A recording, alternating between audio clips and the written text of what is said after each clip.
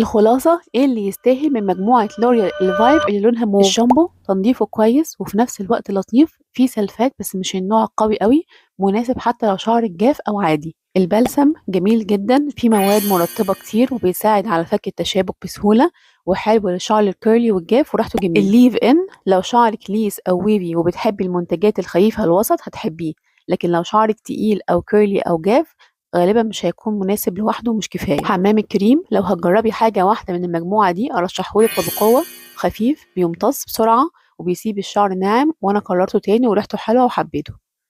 السيرم لا، وفري فلوسك، ملوش أي لازمة ومش بيعمل حاجة، مية وخفيف ريحته حلوة بس، لكن لا بيرطب ولا بيحبس الترطيب ولا ليه أي لازمة. الخلاصة إن الماسك والبلسم أحلى حاجة في المجموعة دي، ممكن تجيبي واحد منهم تجربيه.